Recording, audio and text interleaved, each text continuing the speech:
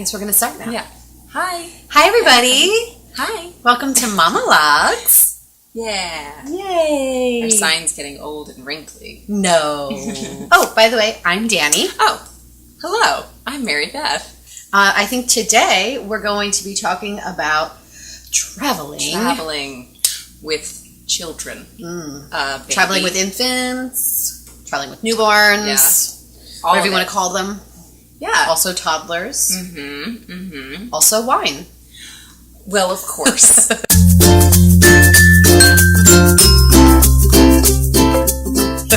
course. Now, never travel without wine. Dani, if she wasn't going to get stopped, would just bring a bottle. But yeah. It's true. Yeah. I actually have tried that. Really? Yes, my husband and I. Hopefully, no one in the FAA or TSA is paying attention. But we have been known to bring like the little mini bottles with us. Oh. Sometimes you get through with them, and sometimes you don't. Okay. I'm sure we've mentioned before that we do live in Los Angeles, but most of our family is in the Pennsylvania, New Jersey area. So we do a lot of cross-country airplane rides. Yeah. And, you just have to do it if you want people to watch your kids who are family members. We wanted to talk about preparing yourself for traveling, first with an infant. Yes. Since we both have experience in that department. Yes, yes. And for me, the biggest hurdle to get past is bringing your breast milk on the airplane with you can be a little bit difficult. So my first tip is to allot yourself a decent amount of time. So normally if I go just flying by myself, I try to get there like an hour and a half in advance. With the kids, I try to get there 2.5 hours-ish early because it's a little bit longer of a ordeal, let's say, going through security. We still actually have a whole routine with disinfecting the seats and everything like that because people are gross and airplanes are not cleaned well. They're just not. Right. They don't have the time to do it. Right. But we had that whole disinfecting routine. We had pre-made formula. And so they had to look at those, and that really freaked me out too. And I was holding Henry, and then they had to swab my hands. I didn't know what they were doing because you're still disinfecting all the time. Yeah. I'm like, how many people's hands have you swabbed with that thing? It was intense. And then they want you to, once you're on the airplane, change the diapers in the bathroom, which I do not do. I don't do it either. Nope. We did it when he was. Have you ever tried it? Yeah, we did it once when he was a little older. Horrible. And I brought a bunch of disposable, those changing pads, but they're disposable. Yes.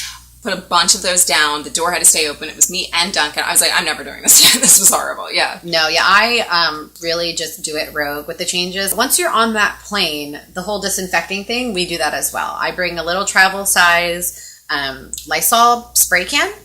And I spray the seats with that first. And then I buy Ready Wipes, and then that's the double over. So I use that to wipe everything down. Oh, like a real Looney Tune. Like the infant stage is a little bit easier, I would say, because, they're able to sit still because, they're so tiny. But when they get to be anywhere from 7 months and on, they're kind of moving around a little bit more, and once they're on you and you're holding them, and they find things to touch that I would have never imagined. Oh, like the window.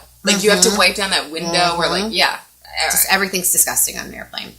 Yeah. Literally everything. Everything. One other tip about the airplane, try to sit towards the back. If you're traveling with yourself, whoever also is traveling with you, whether it be your husband, partner, whatever it is, I recommend getting seats, one in the window and one on the aisle. Because you're not going to be paying for the child at this point unless you choose to, right? They're free under 24 months. We have to pay for Henry because he's so big. But because I was trying to figure it out, and I was and then I was oh right, some people don't have to pay for their kid. But we do this whole thing because most people aren't going to buy that middle seat that's left. They're going to try to find a window or an aisle. Right. So then this way you're not paying for the middle seat, but you still get it. So we've done that many times, and it works. Now that there's 4 of us, I do the same thing, but I do it in 2 rows. Okay. So I'm kind of rolling the dice. We're flying home in June for my brother's wedding. And we're flying home in June, too. You are? Yeah. Oh, my God. Okay. Stop it. Maybe we'll be on the same plane and do live in the air with Mamalogues. Oh, my God. So should we do products? Yes. Okay. Yes. Yes. I think that we've given some pretty decent tips so far. I think so, too. Oh, can I say one more? Oh, yes. It'll be my product. Never mind. Okay. I'm so excited about this I'm excited about a product, too. Okay.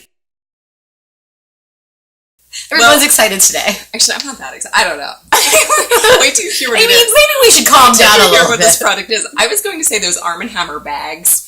Oh my god! I brought them with me to show them. Oh, okay. They're in that bag. You go. Okay. Well, we can tell you what it is. Okay. I mean, do you want me to go get it? We could do a Saved by the Bell timeout if you want. Okay. Timeout. Zach Morris timeout. Okay. Go no, I didn't do it right. Okay. Zach Morris. Oh, never mind. Just go get it. It's a little green one, and it's in the. That is so funny that I grabbed it before I left. I think it's in the side pocket. No, on the outside of the bags. On the longer end, your right hand is like right over it. This is exactly what she was talking about. Okay, it's like doggy bags, right? Yeah. Okay, so show us how this works, Mary Beth. Oh, okay. Since it's my product that you brought, which is really nice of you and convenient for me. Who knew? We are so in sync. Sometimes it's frightening. It is. It's scary to me. So you just do a little of this, open it up, and then here's a nice smelling deodorizing bag for you. Right. Shove things in there. You shove diapers in there, which you're going to need to do. You can shove all the trash of all the disinfecting stuff. I mean, it's a trash bag. You know what to do with a trash bag. Just be careful not to have a snarky flight attendant, you will. Which I had once, and I had a nice little bag, and I handed it to him, and I won't touch said, it. Because they come around with the trash, and he literally said to me, "Is that a diaper?" And I was like, "Yeah. Did you notice the child that I have with me? Of course it's a diaper, but it doesn't smell, and you wouldn't touch it." My product would be the Fisher-Price book bag diaper bag. And I say this because my mom and I, we like searched high and low, because I typically use a Vera Bradley diaper bag that it goes over it's like a cross shoulder bag.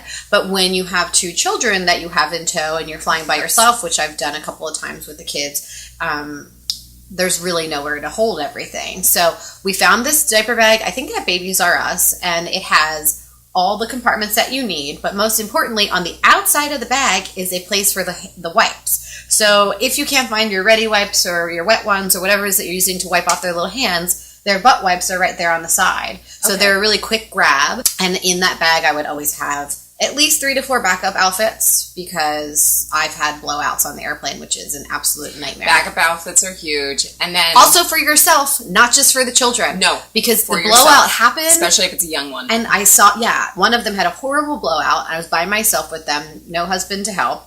And I got he or she changed, because I really can't remember which one it was. Isn't that terrible? Yes. And then I'm like, why do I still smell poop? I still smell poop. It's on you. Yes, it was all over my shirt, and I just didn't look down to see it on me, because you're in this little tiny cocoon of a row on the airplane, and it's like you're freaking out already because there's a blowout, and you don't want to have to deal with that on an airplane. Well, just a little fair warning, with breastfed children, I have found when they first fly, it happens a little bit more often than once they transition onto formula. That's a good tip, because that has happened to me too. So we've got some questions today. They're real. Yeah, we have real questions, and we have a lot of them because this is a very hot topic. I don't need to get mine if you have yours. That's okay, yeah. Traveling with children, newborns, infants, toddlers, whatever, is a lot. So our first question comes to us from Karen Heavey.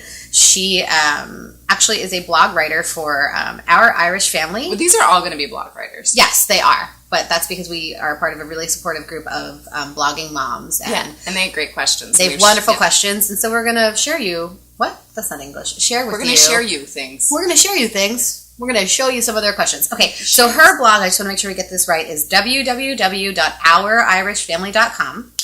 And her question, which we've slightly abbreviated, is how to entertain an infant on a 9-hour flight. We've got 3 minutes left, so stand by. I think her child is 13 months old, and that's why she's asking the question. But 13 months old, that can be a game. That's kind of in that weird window where they might sleep or they might be a nightmare. So yes, he was 1. He was 12. No, he was like 13 months. Yeah. So yes, he was much more active than the last few times. But you're still at that phase where we just brought tons and tons of toys.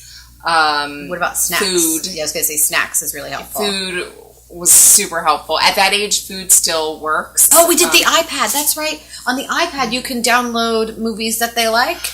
And Elmo's stuff? We did, and then we did a few times resort to technology. Sesame Street.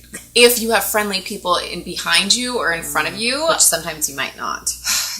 We happen to, thank God. Right. And they really liked him, thank God. Aww. Because sometimes, but so that really helped too. Yeah, you can always lift them up to see what's behind, and people wave, and they love waving, and that could be fun too. And then taking them on walks up and down the aisle. Some airlines don't love it when you do that. I mean, Duncan had to do it with him though. So. Yeah. I mean, a 9-hour flight though, good luck, Karen. That's intense. Scary. So our next question comes to us from Morgan S., whose last name we didn't write down, but her blog is mommonsterblog.wordpress.com. And she wants to know, is it better flying with a infant, or a baby rather, I'm sorry. She says, is it better flying with a baby or a toddler? Okay. What do you think? Well, I would say... I don't exactly know yet. Oh, right. Maybe I should answer. As our resident toddler and infant person, I think my short answer is going to be toddler, just because there's they can be more easily entertained. They can talk to you. They can answer your questions. You can communicate with them properly. I would probably vote for toddler, but I'm scared to say that because now my little guy is getting into the toddler stage, and we're about to go on a flight, so I don't want to jinx it. Right. But yeah, I mean, prep for baby, it was so much stuff. It was just so much stuff. Making sure everything's sterilized, making sure everything's in this this bottle and this one. You can just be a little bit more reckless, I guess. It's true. That might just be for me. I mean, some people aren't as nuts as I am. Also, toddlers, because when they're done breastfeeding, if you're not breastfeeding your toddler, then you have the liberties, like I talked about earlier, of having maybe some alcohol on the airplane. Enjoy yourself a little bit. That's true. Yeah, that's true. So how about our next question? Do you want to read this one? Okay. Ashley B. Hi. She is also a blogger, as we have said, from 3momcircus.com. And she says, is there a way to travel technology free? Why can I not read? My answer is no.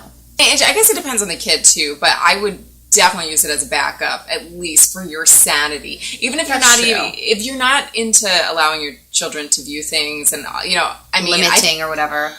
I don't like, my kid to watch tons of TV or anything like that. But the one time that you just do what you can to survive, I feel like is on a flight. Yes, there's a way to do it, but I'm really not in that camp of people. I guess if you don't want to do it, bring tons of books, bring tons of toys. Be willing to carry your child up and down the aisle a lot. Okay, well, I wanted to thank everyone for their questions. That was so awesome. It made us feel really important. And made us feel loved. And viewed. Mm-hmm. Yes. So thanks. Really fulfilled our egos? Our egos. Our egos are full. See? I always have to make up a word. It's not even on purpose. You didn't make up a word. You just used it in a very strange way. The wheels are always turning in here, and sometimes they just can't get out fast enough. All right, guys. Thank you. Oh, that was quick. Wait a minute. What? Are we done? We're done. Come back next time. Bye. Bye.